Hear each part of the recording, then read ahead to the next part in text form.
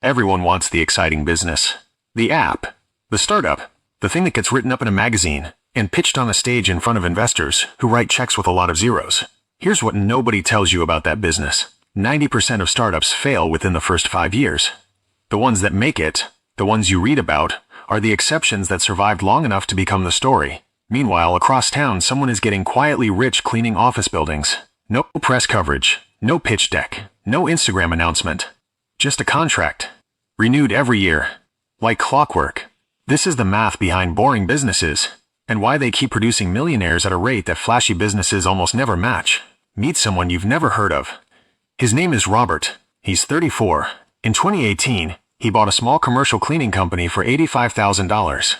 12 contracted clients, office buildings, a medical clinic, 2 schools.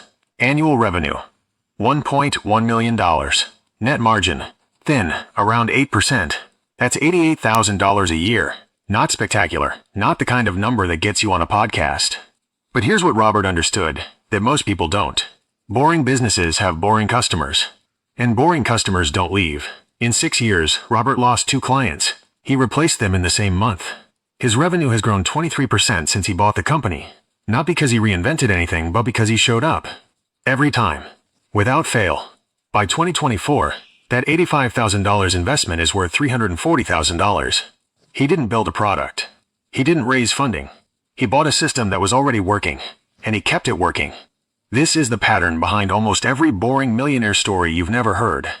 Laundromats, parking lots, vending machines, lawn care routes, self-storage facilities, businesses that solve problems people have every single week.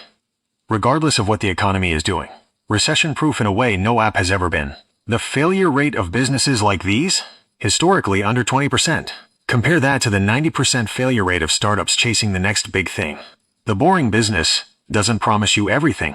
It just keeps running. Quietly. Consistently. Long after the exciting businesses have shut their doors and written their postmortems. Nobody builds a statue for the guy who owns the laundromat. He's too busy depositing checks.